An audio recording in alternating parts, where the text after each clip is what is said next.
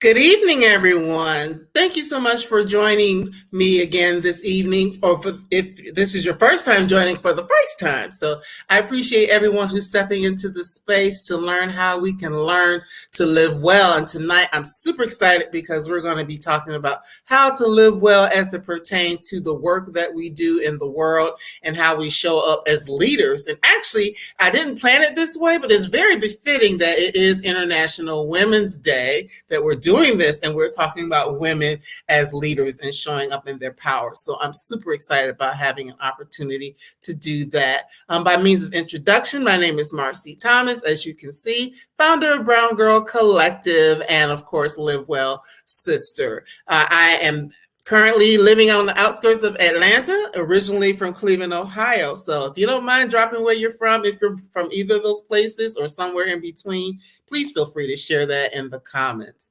So as I said, I am really impressed with the guests that I'm going to have this evening, and I know that you all will be as well. We have with us the Brilliance Unveiler, Natalie Jobity. Her professional experiences and backgrounds are incredibly unique. She's been a market researcher, vice president, entrepreneur, image consultant, personal brand strategist, adjunct lecturer, marketing and business consultant, author, and self-publisher, along with being a leadership coach. She left a successful 15-year career as a market researcher and founded Elan Image Management, an image consulting firm, building a brand that works with hundreds of women, helping them understand how to dress intentionally and authentically. Her first book, Frumpy to Fabulous, Flaunting It, became a #1 Amazon bestseller in the self-esteem and beauty categories. Now, currently, through her leadership coaching company, The Unveiled Way, Natalie brings an authentic, customized, intuitive approach to help purpose-driven women, trailblazers, change makers, and disruptors unveil their brilliance. And tonight, we're going to be talking about her book, It's Your Time to Shine, Girl. So it is our time to shine, and we want to welcome into the space, Natalie. Welcome. Hi, thank you. It's awesome. Yay. Happy International Women's Day to everybody. Yes. We definitely did not plan that, but when I realized, this is perfect. Exactly. Yeah. So, as I was mentioning, you have had quite an interesting career path, doing a lot of different things, as have I. So I can definitely understand, sometimes, getting to that place of being able to really walk in your passion. Sometimes it takes a while, to get there, So just, tell us a little bit about that journey for you. Yeah, it's just interesting. I think for the longest while I knew I wanted to do my own thing, but I didn't know what it would be. So I went the traditional path for many years. I did all my degrees, MBA. And the funny thing is, the reason I did my MBA was because I think a part of me knew, I thought that was the way to get to entrepreneurship, was to do an MBA. So that's why I did the MBA. There was no other reason, but I didn't know what it would be. So anyway, 15 years, market researcher, very, very good company. And I can't say I loved it. I liked it, but I knew it was not the thing I was meant to do. And so I was always exploring like what was next. And then nothing ever clicked until one day when I literally heard somebody talking about they work with somebody and they help them with their wardrobe and their makeup and their thing. And I'm like, is that a thing? Wow. And I was in Barbados actually, and I was like, what? And I was just, my mind was like, so started researching, and long story short, I was like, oh my God, because I've always enjoyed fashion, and because I'm really tall, finding clothes that fit me in a way that was flattering was hard for me, and I learned how to do that. So I just knew this was going to be like something I could do very well. And it just spoke to my spirit. And the whole idea, so Elan Image Management was born, and the whole idea of empowering women that way was just something that just spoke to me so loudly. I actually thought it was the purpose path at that point. And so for many years, it was actually brought me a lot of joy and fulfillment. I did so many things outside my comfort zone. It stretched me, but it was also like, again, working with hundreds of women and getting to see how women think and how they feel and how they respond to their confidence levels it's so insightful and so like, wow, I'm helping them build their confidence through their image, right? And I thought it was great. But then after a while, it was like, I'm someone who I'm realizing needs to have like my strategic senses and my creative senses kind of like collide. Mm-hmm. And that was just purely creative and not much strategic going on in that. And after a while, it just wasn't giving me the fulfillment. Even though I still liked it, it just wasn't the same as the beginning after 7 years or so. So I kind of went through a season of like, I don't know what I'm doing. I was teaching for a while, a business course in local community college. I was doing some consulting here and there, but I literally was like, I don't know what I'm supposed to do. And anyway, long story short is I got this insight from the Lord, because I don't know where it came from other than that. Because I didn't have a good impression about coaches back then. And I was like, me, a coach? What? And anyways, I go, I'm going to take a step. I'm going to do one course. And if it feels right, then we'll see what happens. I did this one course and I was like, oh, wow. I was so blown away. It was such a robust, very strong curriculum. And it's interesting because it reminded me of when I first came to this country to go to college, to Rutgers University. I had wanted to do psychology, but I couldn't. But my family and the culture at the time in Caribbean, that was not a favored profession. Right. So I ended up on the accounting business path, because that was one of the proven paths.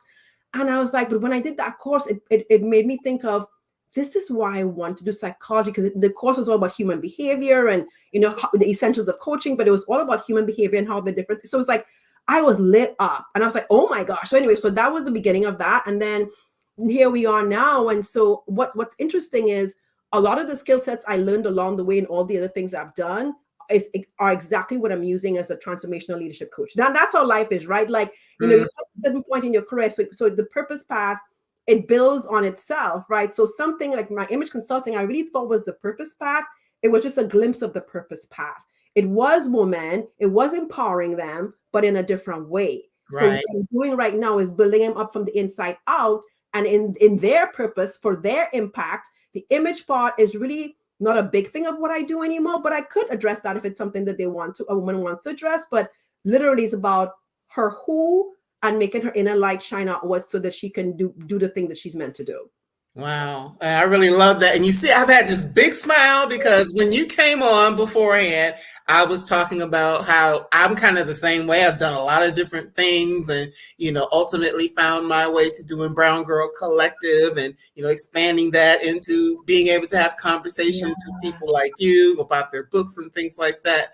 But it's like there's a little piece of everything that I have done that has led me to a space where I can now do what I'm doing now. So I don't look back with regret on any of those things because they were all a part of that path. So, that's really great that we share that in common. And what I didn't tell you is, I think in the book it says you're 6 feet. I'm 5'11", so I know what it means. Okay, tall girl, high to high. Yes. So I know what that means to be a tall girl and try to find things that fit. Oh my goodness. So it is a thing for sure.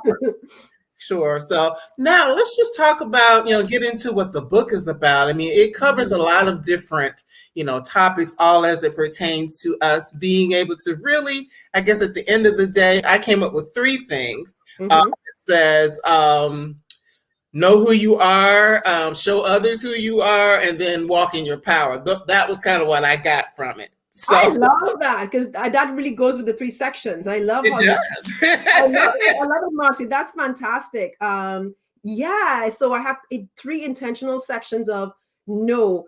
We can't do anything of impact in our purpose if we're not coming from our core foundation of who we are, how we design, how we wired, and the obstacles that may be in our way. Because all of us have, like, whether it's confidence issues, insecurities, imposter syndrome, all the things, there are things sometimes in the way that's blocking our purpose and blocking our impact, right? So that first section was all about, let's get the duck out of the way. Right. Let's talk about your strengths. Let's address the confidence issues that many women struggle with.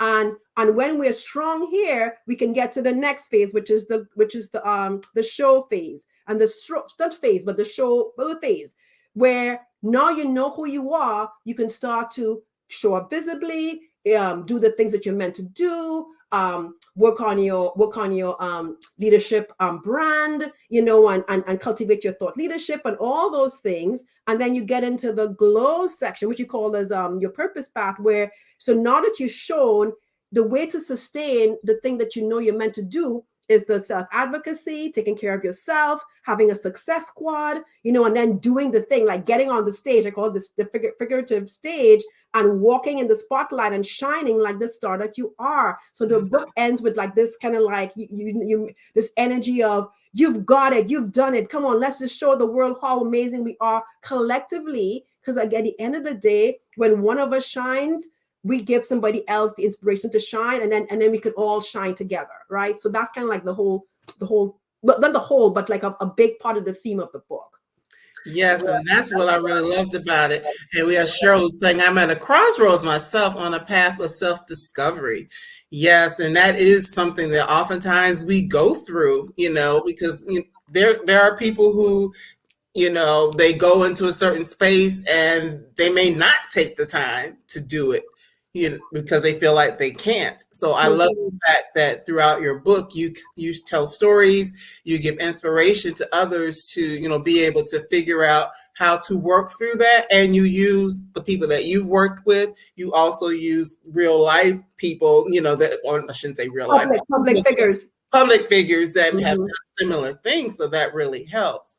Now, one of the things you talk about, and it's actually in the subtitle, Own Your Brilliance, Step into Your Influence, and Lead Like a Trailblazer. So there's a such thing as leadership, and there's a such thing as influence. And they do kind of meld, but they can show up differently. So talk a little bit about the difference between like leadership and influence, especially for women. That's such a great question, Marcie. So how I would answer that question is that I see, so I set the stage for leadership in the beginning of the book. I want everybody who's reading the book, every woman, to realize that once she's impacting somebody's life, she's in a position of leadership, whatever that might look like. So a lot of us go, I'm not a leader. A lot of us are actually leaders. We just have to own that, right? So there's that part. I really kind of like get very clear that you're reading this, you're a leader, own it. So in terms of influence, though, so leadership is, yes, we all have that capacity to lead, but the influence comes when we are doing the thing that we're designed to do and actually impacting others' lives in a real way. And then using whatever clout, whatever resources, whatever networks we have to position somebody else, whether it's a team, whether it's a mentee, whether it's whoever it is, so that they can start to be successful based on our sort of like mentoring or pouring into or advocating for, right? So influence, I feel like, is more of the when you're actually tangibly impacting leadership. When you're a leader, you want to be impacting, but you're not necessarily always impacting, right? So a lot of leaders are not impacting lives, actually. Right, at least not in a positive way. Yeah, exactly. So leadership kind of speaks to more like the power, the potential of the power you have. And I feel like the influence comes from the actual result of leveraging that power in a really generous, benevolent, and supportive way towards others. Right. That's really great. And that's why I want you to bring that up, because we hear influencer a lot nowadays. These people are making, bagillions of dollars because they're influencing, but are they really leaders? Well, and that's a great point, because when I say I don't think of an influencer necessarily as having the influence I'm talking about. Some of them are, but a lot of them are just selling their stuff. So whose lives are they changing? They're changing their lives, but you know what I mean? So some of them are, but not every influencer is actually influencing lives. Mm-hmm. It makes a difference. Yeah. Now, in order to be able to, get to that space of being a leader and an influencer, you have to get clear. In the first chapter, you talk about getting clarity for your calling. So talk a little bit about what that process is to really get clarity for who we are or what we are being called to do. Yeah, that one, and that's that I think starting with that chapter was probably like a lot for a lot of people to like, oh my God, she's going right there. But it's kind of like the foundational part of, here's how you start. You have to start with what are you meant to do. And so I think the Cheryl who just said about her journey of self-discovery, this is where the journey of self-discovery is really, really matters. Is like, okay, so I see it. I have three sort of like pillars in clarity for your calling. First is your passions. So I have a whole bunch of questions around each of these, but what are the things that you've known that have always energized you, that have always lit you up, that you've always been just so excited to do? I think most of us, I was telling this to somebody just yesterday, most of us have a seed or a a point in our past, like when before we were like even 12 or 15 years old with something, but it can lie dormant and we could forget that it even happened, right? So usually there's a seed in our younger lives or younger selves that speaks and points to our purpose path. And the passions can be one of those ways you can find out, like, what was that for me? What's been a through line, or what was something that started but then got somehow halted or abrupted that I have not gone back and tapped into. So there's a passion part is huge, because I think it's very hard to be in a purpose path if you're not passionate about what you're doing. That's right. Right. That's right. So the understanding of passions is huge. The other pillar is the values, and values is very tricky. Like, what matters to you? What are your core beliefs? What guides your decisions? And the reason why values matters in purpose is when we act out of alignment with our values, we can make misdirected choices, bad decisions, and we could be doing things for the wrong reasons that don't end up actually making us fulfilled or happy or anything good. So understanding what drives us and our values is a huge part of clarity of, okay, I need to be like, so some people's a value could be anything. For one of mine is authenticity. Somebody else, it could be freedom. Somebody else, it could be generosity. Whatever those values are, they are part of the guidepost towards your purpose. And then the third part, and I say this out of order right now, but the third part is very, very important, is what are my strengths? What am I good at? What am I in the zone? What am I doing? When I'm in the flow, where things are just easy, where I don't even realize I'm doing something that other people can't do that well or that fast. What are those things? That itself is gold. Like when you are so sure and clear about what you bring to any table or any arena, oh my God. So you put those three together: passions, values, strengths, and like there's an intersection point. And so there's a lot of questions around each of those three areas. And when you get to like that intersection point, what is coming together for you? Like when you really think about how those three things collide and intersect with each other, what do you feel like could be a clue? And this is, at this point, it's just like a clue to your purpose. There's way more work to do to get to true purpose, but that's a great start. Thank you so much. And as you were saying, there's a couple comments, but just for me personally, all of that, when I was reading that part, I'm like, yes, yes, yes, because I am sitting here in front of you all today because of the passions from being a child. When I was a little girl, as a black girl growing up, Essence magazine was always in the house.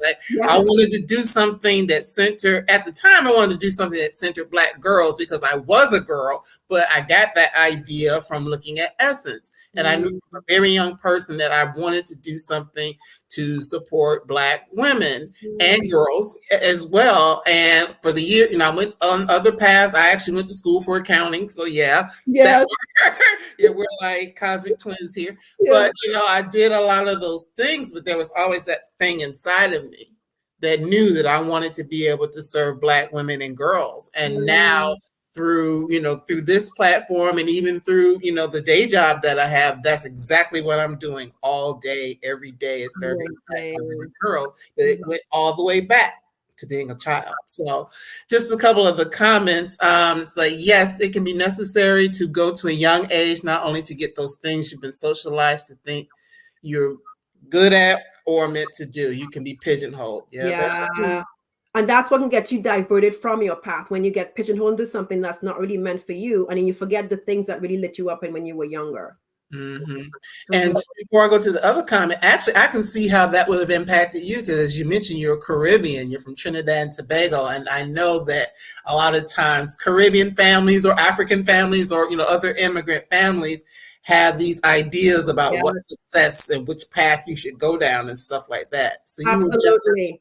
I definitely was pigeonholed. I mean, I mean, the things that I've done in my life, I could not have imagined I would have done at 15 or whatever year old. Like, I literally was like, you go to school, you go to university. It was all a very, very, everybody had the same path. And, the university at the time, University of West Indies, which is where I thought I would be going, is only a few things that they're not a whole lot of options with that. So I just thought I was going to go there, but then life happened and I ended up being at Rutgers.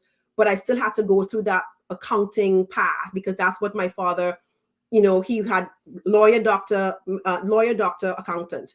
Those were my options. And so I have to just embrace that. I could not be the psychologist that I thought. This is where I really had my desire in the beginning. Yeah. But we all have clues from our youth. And I was just funny. I was just with an entrepreneurial woman who has an 8-year-old daughter today. And that little daughter is around her entrepreneurial mother and father. And she's like, I Mm. want to do my own juice business. And we were saying like, oh my God, could you imagine how amazing it is for a woman of colors and this generation of children to be around in that environment where they have options. You know, it's not just one path, it's many paths to success. I loved it. She was just there like, I want to do blackberry and whatever, ginger and she was like so sure. And she's 80 years old. Wow. Wow. And she's probably going to do it too, She is. She's going to do it. just because, and that's, that is one of the important things of having people like you tell their stories, or even, from a historical point of view, tell stories of women who did different types of things. So we don't think that there's only, one, to 5 paths that we can follow as women. And if you're outside of that, then, people don't expect you to do well.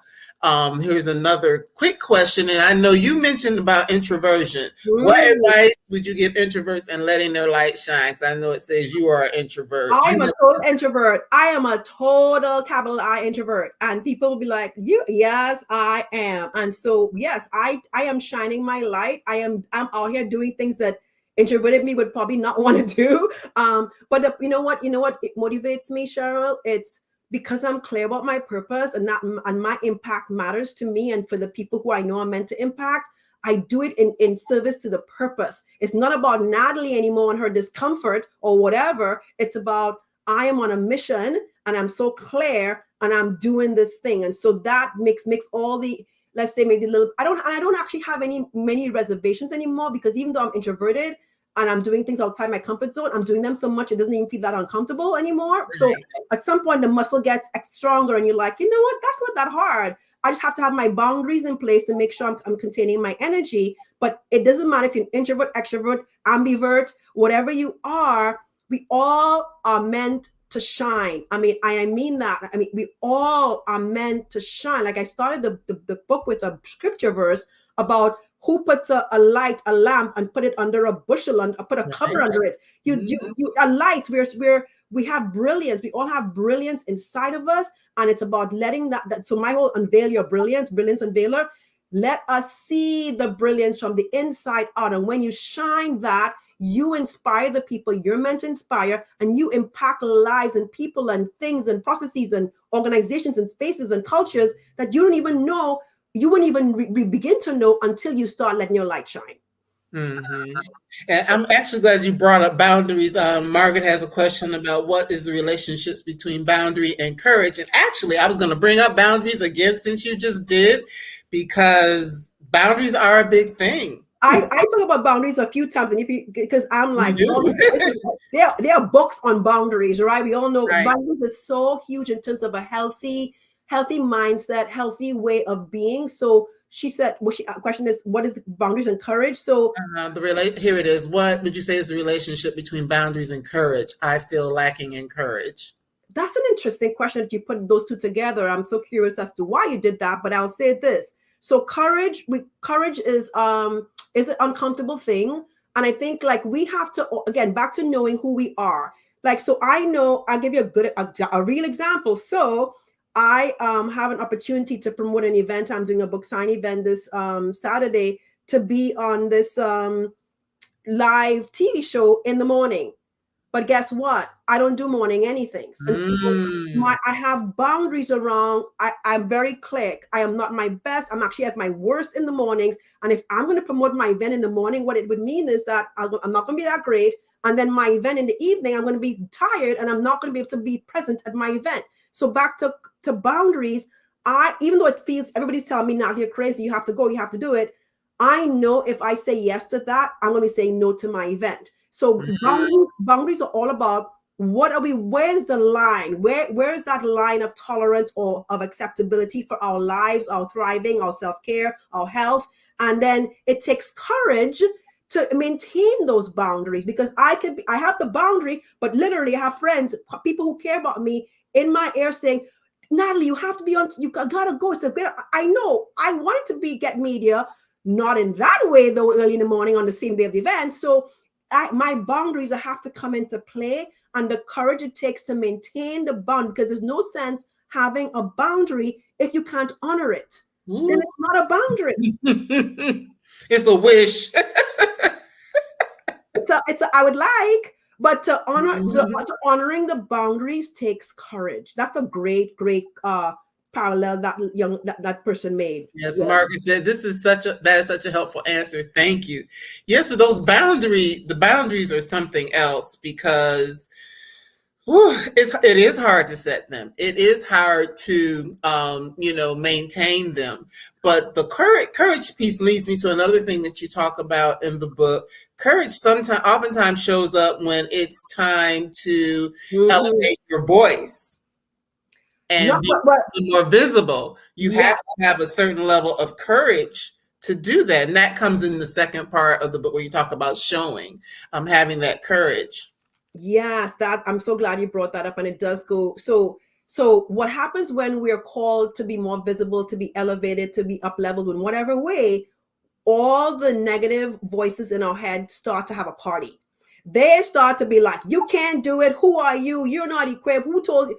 Oh, they get so loud. They're like, because every time we're in a bigger spotlight, every time we're being elevated, every time we're stepping out on faith to do something that takes courage, those old narratives in our mind, even though we have them under control, they will come right back out right then, because they know it's when we're most vulnerable. So one of the things I say is that to be visible requires vulnerability, and you have to be willing to be uncomfortable in the vulnerability to navigate that discomfort in service to being visible, to get yourself out there to do the thing you're meant to do. So yes, and there are boundaries around that too, because again, even back to my example just now, I want to be visible. I want my book to be on TV or whatever, but it's got to be within my terms. And and that's where my boundaries come into play, because if it's not in my terms, it's out of alignment. And if I'm suffering from it, then it's not serving me. So we have to know there's an end game, and then there's, okay, but what am I willing to tolerate to get to that end game? What am I willing to accept to get to that end game? That's where the boundaries are huge, and the clarity around your boundaries. That's where you need to be very, very, very. Maya Angelou has this thing about I love this quote. I just read Brene Brown's book on brave, but if she talks about, she says, you belong to yourself and you stand firm. This is scriptural too. You stand firm in what you know to be true. If I know I'm not a good morning person, I'm like, well, I'm gonna try.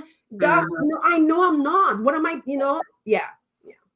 Right, and that definitely is, takes a lot of courageousness, or once again, I will use a personal example. There are days when I'm like, ooh, I'm gonna be on live. I got to do, you know what I mean. But I knew that for me to do what I'm doing, that I had to be courageous, because you did a lot of image work, and you do talk about some of the things in the book that women deal with in terms of our image, whether it is we think we need to be a certain weight, or our hair needs to look a certain way, or maybe I am 56, proudly 56, even though I know I don't look it, but I am. I'm too old to do that. All the people that are doing this stuff are in their 20s and 30s, all that sort of thing. And it's like, I could talk myself out of it. I can feel like an imposter. I can feel like I don't fit, or I'm not, I shouldn't be visible. I should continue to do things behind the scenes, which actually I did for many, many, many years. I posted a lot of stuff, but you rarely saw me. And now I'm in the forefront all of the time. But I need to expand. I needed to do that. So I'm going to ask you a question, Marcie. What gives you the courage to put yourself out here and be visible, have yourself on camera? What gives you that courage?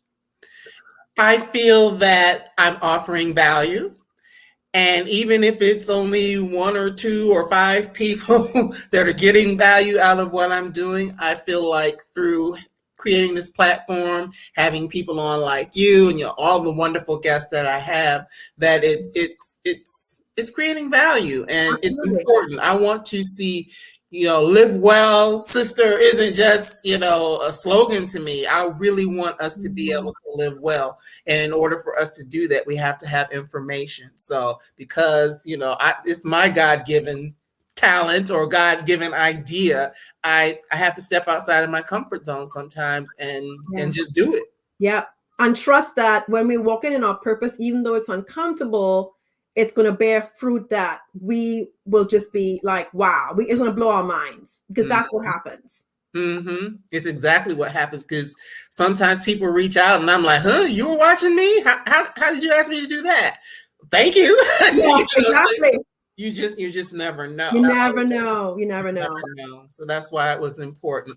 But I brought it up, and you do talk about it in the book as well. The whole thing of imposter syndrome. That's the term I hear around a lot. I've even heard Michelle Obama say she has imposter syndrome. Yes. So yeah, I mean, I have a whole chapter on imposter syndrome, because it's something that I struggle with. Oh my goodness. I tell some stories about like a crazy imposter syndrome. And imposter syndrome, one of the things I said in the book, and it's from research based, is that unfortunately women of color struggle with that more than other women, because of all the things we're carrying, because of all the narratives, because of all the burdens we're carrying from all the history and all that and the culture. We struggle with it a lot more. And so many of us, we may not even know that's what it is, but it's like it literally is that thing that could literally sabotage our purpose, sabotage our success, sabotage our visibility, our impact. It's such a thing, but we have to be even aware of how it works in our brain. Like, so for me, like it would come up when I'm starting to feel like, what do you like? The voice will say, who are you? That when I get a who are you voice, I'm like, okay, here we go. Let's do it again.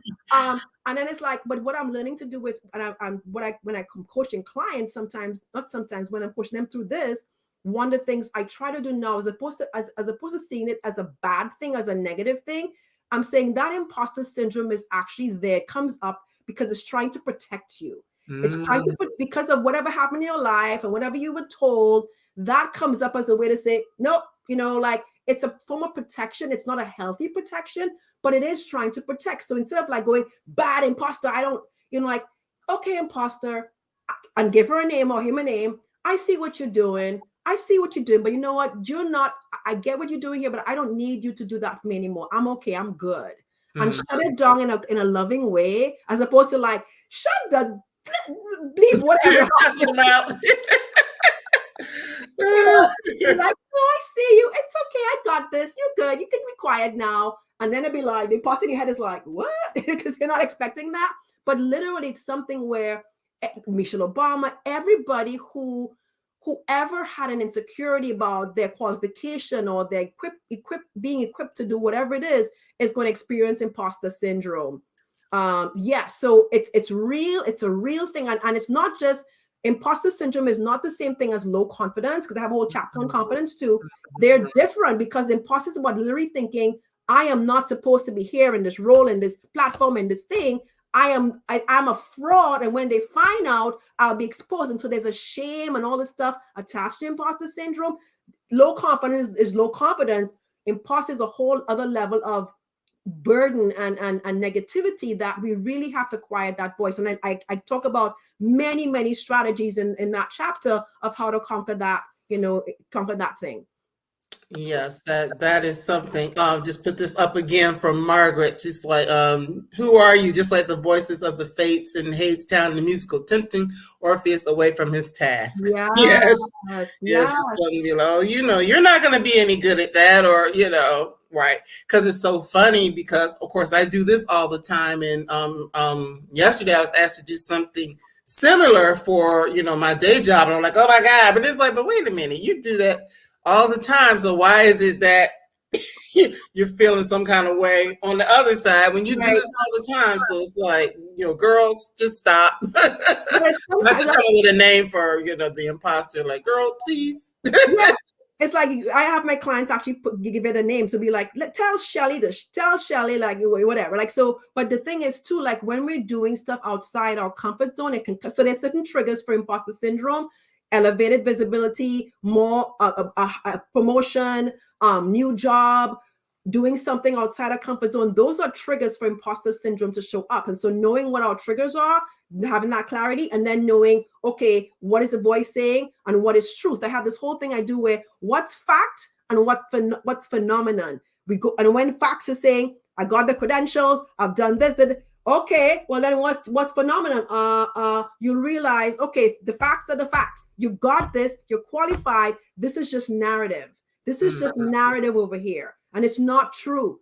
Right. So it's like when we can kind of like have an objective person let us see, oh my God, that's just my voice from when I was whatever age or whatever, you know, that's still playing in my head. And the facts are all here telling me I'm totally qualified.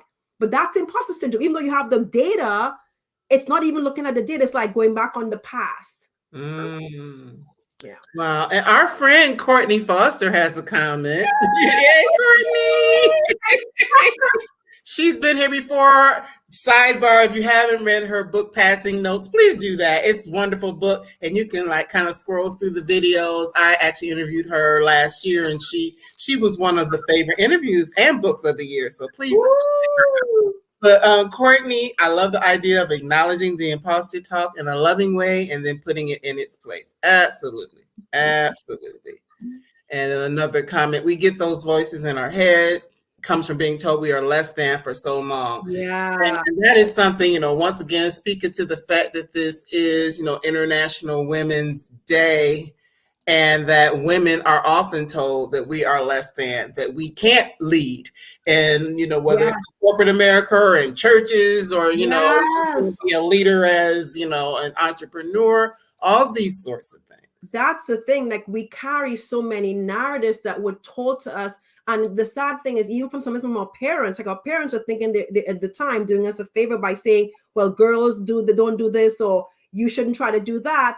And meanwhile, they're actually boxing in their daughters, not realizing, because every woman is different. Every young girl is different. We have different things that we meant to do. And if you try to box us all into this category of whatever that looks like, that's where then it's like, so I know for me, I think if I was allowed to be me when I was younger, I would have had a totally different trajectory. I was totally boxed in so many ways, to the point where I literally, when I was a teenager, I'm like, I don't know who I was at all. I didn't think I was worthy, good at anything.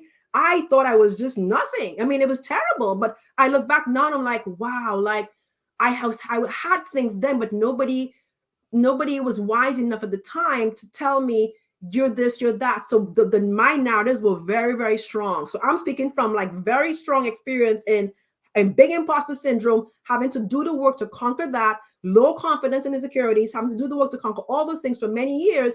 They were strong in me. You know, so and coming from as an immigrant, now coming to this country where everything's new.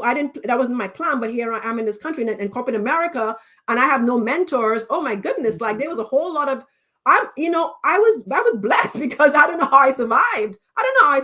But not only did I survive, I thrived. I kept going up the corporate ladder, and I decided at some point, I'm going to jump ship and do my own thing. What? Who is that girl? You know what I mean? Yes, that is something. It's like when you realize none of the things you believe about yourself are true. There's work ahead. But Natalie makes me hopeful. Thank you, Margaret. That's so sweet. If you read the book, you'll have so much inspiration, because it's not just my stories I share. You'll get so much inspiration from other people's stories I share and some public figures. That's the point. Like I wanted to inspire every woman who reads this. I have a friend who, oh my God, she read this book and she gave me this review that she's like, Natalie, she was a church going, family, and all the things that she was told. And she's somebody who is older, and she'd been playing small. And we met after she read the book, and she was wearing a little shiny brooch. She said, Natalie, this brooch I wear it all the time to remind me that it's my time to shine. I saw a different version of her when I was like, she looked brighter, she looks happier, she looked more. I was just like, oh my gosh, wow. You did that. You did. Well, I can't take credit. I mean, the book helped, but I'm saying like she got whatever she needs to get from the book to make her get to that point of revelation that she'd be like, I want to step out here. Wow. Mm-hmm. Well, you were used to do that. Let me put it that I was a vessel. I way. was a vessel. Yeah. By writing the book and having her having an opportunity to read it, that is just something. Now we are actually getting down close to got about 15 minutes left. Can you believe it? Wow. No. So, so there are a couple more things I want to make sure that we talk about in terms of, because we actually kind of skipped around. We did a little bit of the know, the show, the glow. Now, one of the things is that you talk about, and it's so important, and that is giving yourself the gift of self-care. Oh, yeah. That is a big thing. I think self-care is a term that's used a lot these days. And self-care looks like a lot of different things. So again, we have to know for us what is our self-care. My self-care isn't going to look like Marcie's self-care, but knowing what our body, spirit, mind, soul needs to be nourished, to flourish, knowing what those things are. For me, I know like music, outdoors, nature, calm environment, time to just decompress, walking several times a week. Those are non-negotiables to me. And when I don't do those things, I start to get frazzled and I start to get not in my center. So self-care is about how can we pour into others or do the things that we are and do them at our best ability. If we're near burnout, which I address, burnout is a very real thing, or like we're just like juggling so many things that we can't keep, like when we're not taking care to take time to like, what do I need to implement into my life to give me a solid foundation that even when things get challenging, I can still stand strong. Because that's what resilience is about. We have to have strong roots, like a tree. A tree is tall and the trunk could be skinny or fat or whatever, but without those roots being really, really grounded into the earth and gripping on that and standing on that, that tree will be like this, like why? So we are like the same trees. I talk about the redwood trees in California. Those trees have a whole root system that's they're shallow, but they're very interconnected with each other. It's about community. So sometimes self-care is about, I need to be in community with other like-minded people. I know I need that. I'm like, yep, same. And I need to collaborate. So Courtney and I are collaborating on a book signing event. Like I'm collaborating because I don't want to have all the burden on me to do all the things I want to do. No, it doesn't have to be that way. We get to decide how it can be. So it can mean self-care can mean I'm putting myself in community so I can be inspired, I can be motivated, I can be given wisdom, whatever it is.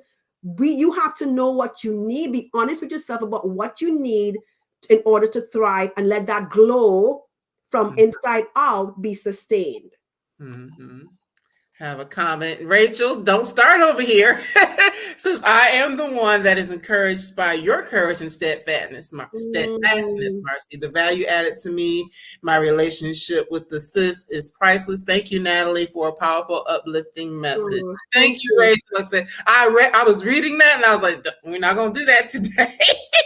I'm going to hold it together. But yeah, it's just one of those things that you never know when you do a thing, how it's going to impact, who it's going to impact, if it's going to impact. So that, that just means a lot. Yeah. And, this other thing, I'm going to save it for last, but part of that is kind of having your tribe, like you said, finding your success squad. I talk about that because I know we all need it. And so that's a community, that's allies, that's mentors, that's advocates, sponsors. And because when I think about my professional journey and I tell that story, I had allies, but I didn't really have mentors or advocates. And I gave a story about how I had to advocate for myself all the time, which is a good thing because at least I had that ability to advocate for myself. But wow, what a difference it would have made to have people. And I shared a story of one of my girlfriends who literally had a sponsor who got her her last 4 jobs. Her last 4 jobs, the sponsor literally handed them to her because they were in community, they were in connection, and she knew what she needed, and she didn't have to go and resume this, but she just got. So it was like, wow, having a sponsor advocate in your circle, indispensable. And a lot of us aren't taught to go find those people. And so I put it out there to say, if you're in your career and you don't have a sponsor, you go find one, because having that can change the game. Oh my God, the network, the access, the privilege, and the entitled, the so many things that they can provide for us, but we aren't told, especially again for people, women of color, because we don't have a boys club. We're getting some more girls clubs coming, like Brown Girl Collective, but they're on the other clubs, but it's new. These are new things, right? Mm-hmm. New things, but we have to leverage those people we do know, and then put the courage, put the ask. You see someone who could be your advocate or sponsor, you have to risk rejection to hope to get the connection. That's right. That's right. That is so true. That is so true. When you said that, one of the things I thought of is like, put it this way: men are used to being rejected because they're dealing with us. Like, nah, brother, nah, man, no, no, no, no, no, no. But women a lot of times aren't the ones that are asking for things No. that same way. Whether it's asking for a raise or asking for a promotion, those sorts of things, and in my last job, I did those things. I asked for a raise, I asked for a promotion. And speaking to the relationships, it's actually a long-term volunteer type of relationship that I had with an organization. And I'll just say it's Girl Trek, a walking organization. But I was a volunteer for years and years and years, and now I work for them.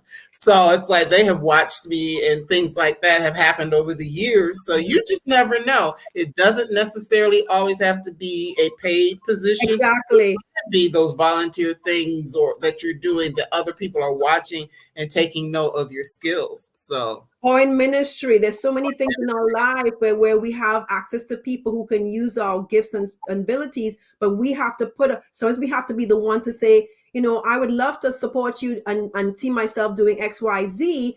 Put the ask. We might get a no, but the best case scenario, we get a yes, and then we get to do the thing that we are designed to do in a way that, and to get the support from that person or that entity. Wow, huge. Like I'm so planning an event for the book signing. We have, Courtney and I had to ask for like donations for swag bag. All yes, we've gotten so many yeses the whole way through. It's like, this is what happens when you put your ask out and you're in alignment. Blessings flow. They flow. That's right. Have a couple of comments from Cheryl. One is, you're speaking to me tonight, Natalie. I just started working on my overall wellness and self-care. I also love being in community with like-minded and shared interests. Absolutely.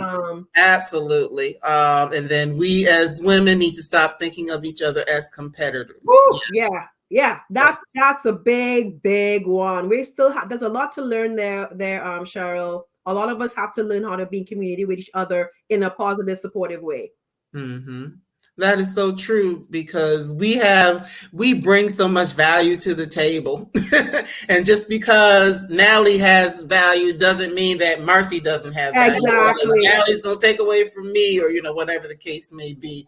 That's not true. And if more people understood that and could learn to work together and be supportive of one another, and not take advantage of it in a negative way, but gain value from the strengths that others have, that can, or ask somebody some questions and maybe have them teach you something. I mean, I'll just say this.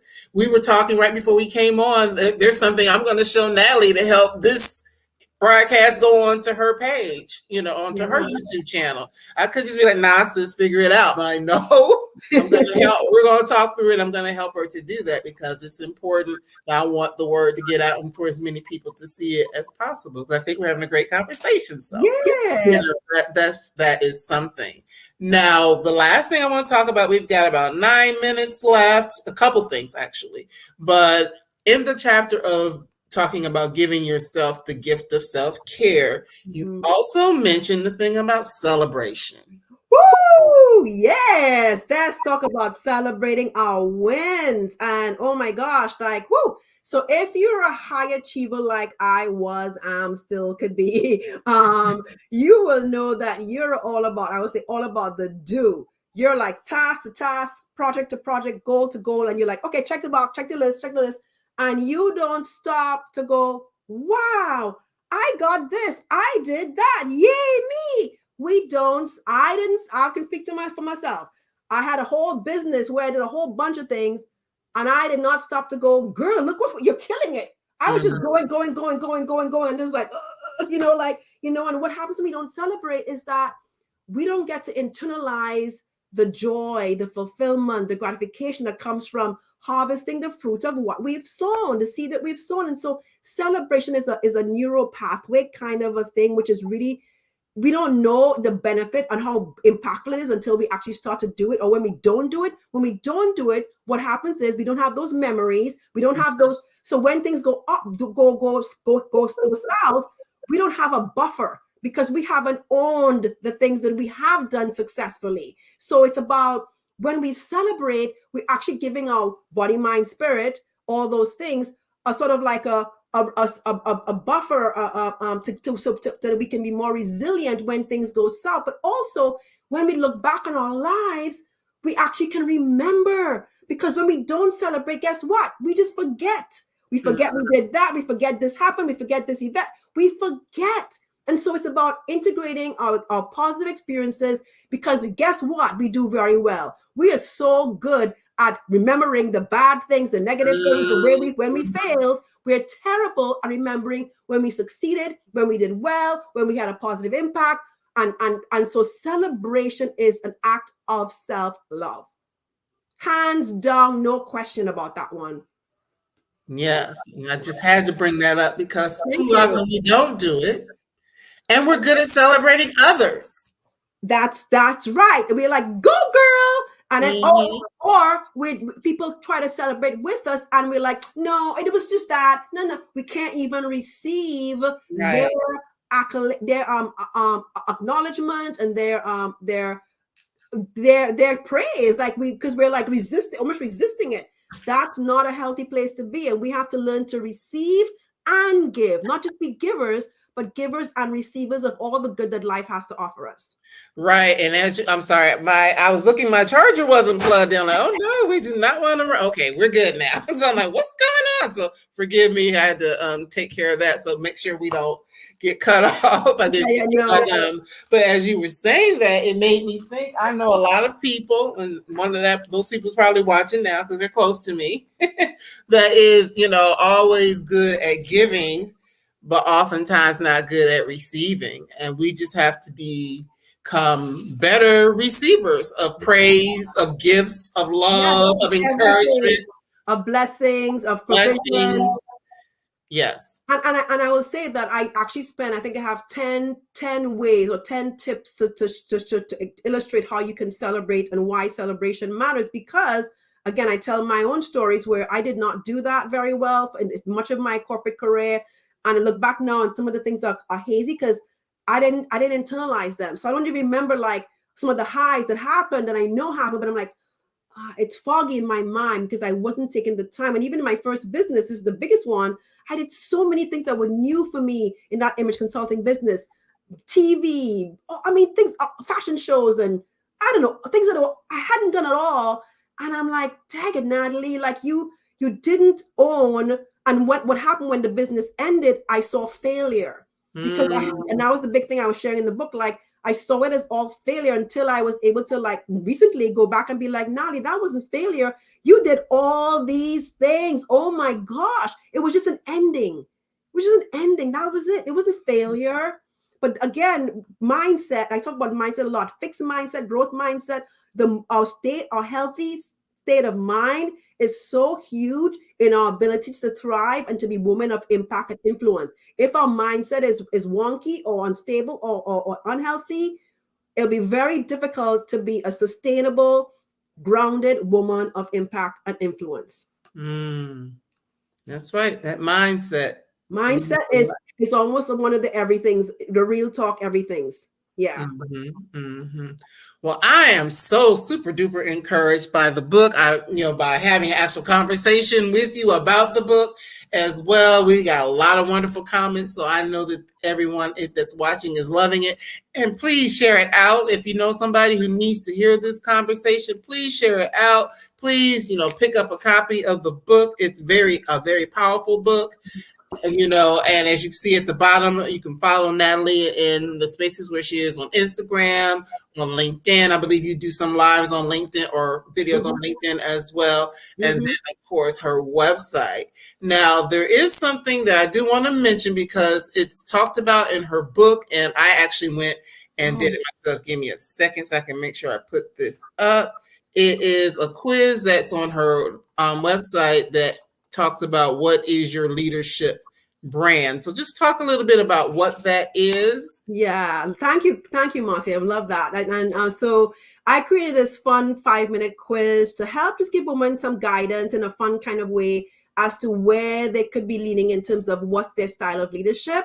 So there are 8 different types. And Marcie told me that her top 2 types were disruptor and visionary. And so those are 2 of the 8 types. And when I said, Marcie, those sound perfect because she's doing something different. She has a big vision for this platform she's building. And so it's just kind of like it either validates you or it would give you a reason to go, this is my results. I got heart-centered leadership. That's another one, heart-centered leader. Is that true? And how does that show up in the way I am now? And so it's a way for you, it gives you a way to think, to reflect, or to validate where you know you are. And it's just 5 minutes of your time. It's a fun little quiz. It's easy to share. And that's something I share all the time. And it's a way for you to get a taste of what, your leadership brand and or style postures as. And I'm doing more talks where I'm getting deeper into this actual topic because it's so much to talk about in this actually. Right. And that's why I wanted to make sure that I shared it out so people could go to it and see that. Now, for, of course, all of your places that people can follow you are being scrolled, but in terms of working with you, how can someone work with you? Well, that's great. Oh my God. So I'm actually offering this special now for Women's History Month. It's if you go on my website, it's the Clarity and Momentum Breakthrough Coaching Session. It's like a very, very special deal. And if you go on the page, you'll see under Work With Me, you'll see the first link there. It's I can say the price, but I don't know how long this will, so I don't want to say the price on live. But it's a 90-minute session with me to give you that, so if you want a little bit of a taste of me, the Brilliance Unveiler, but you need to have some momentum or some blockage removed or some breakthrough or some motivation to move forward in something you want, that's an excellent way to start engaging with me in a Zoom session, a 90-minute Zoom session. You'll have questions to do beforehand. You book my time directly in my calendar and we'll just get going. And it's an amazing, amazing deal for all through March, Women's History Month. That's why I'm offering it at a special rate. Awesome. So see, we got some good things going on. Cheryl's like, she enjoyed the discussion. She is going to go take the quiz because I think, it's just good to kind of figure out where you land. And, as, I told you, I shared my results. I'm like, yeah, that's me. And in that, you won't be able to see it just because of the way the lighting is, but it just tells you what it is, some of the signs it shows, that's what you are, what you sound like when you speak of yourself. And then it gives like a spotlight of someone else who fits into that category. So it's just kind of good to see where you land in those sorts of things and help propel you to where it is that you're supposed to go, to continue to go. So right, and position you in a way that like, I should lean more into this and whatever. Yeah, so many ways to use it. Thank you, Marcie. Oh, you're welcome, Natalie. Thank you again for being here. I have enjoyed everything so much. And, as I've already said, the people watching have enjoyed it as well. So I really look forward to you. Now, with the event that you're doing, where is that? And can people still get in on it if they're in your area? Yes, it's in Columbia, Maryland, this Saturday, the 11th of March from 4:30 p.m. to 7:30 p.m. I'm collaborating with Courtney Foster, a fellow author, and our event is called Passing the Shine. You can come. I mean, we have a registration page, but it's for a free event. So you can just show up. We're welcoming everybody who wants to join us. And it's going to be an incredible space. We're having a DMV singer there, Tanya Dollars. We're having swag. We're having, oh my God, giveaways. It's more than just a book signing. That's how we position it. It's more than just a book signing and a book selling event. Yes, amazing. We're looking forward to it. All right. Well, thank you so much. I am going to want you to hold on. Don't hang up. No. Take your screen for a second, and Yeah. I'm going to announce next week's book, and then, let everybody disperse to go roam around the country, as they used to say. Go roam about the country or whatever it is you need to do. So hold on one second, and thanks again. Thank you. All right, everybody. I told you it was going to be power packed, and it definitely was. Natalie is a wonderful guest, and I just think as we are celebrating, Women's History Month, International Women's Day at the time of this recording, because you may watch it later, but it's just so important that we learn more about ways that we can show up in the world and how we can be the people that we're called to be and do the work that people are waiting for us to do, because believe it or not, there's somebody waiting for you to show up and show out. And so I'm super excited that Natalie was here to help begin guiding us through that process. So definitely please grab a copy of the book. If you're in her area, go to the event, just check out the things that she's doing, because she's quite powerful in that regard.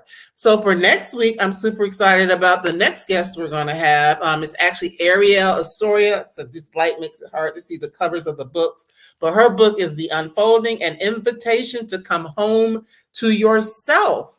So it really is a continuation, really, of what we were talking about tonight. But, instead of it being about business and careers and leadership and stuff like that, it's just about who we are as human beings. So I'm super excited that she's going to be here with us next week. So that is The Unfolding by Ariel Astoria. So look forward to that on next week. Same time, same station. So once again, please go and enjoy yourselves. Thank you for being here. Thank you for engaging with Natalie and I. And we really look forward to seeing you again real soon. Take care and have a good night. Bye-bye.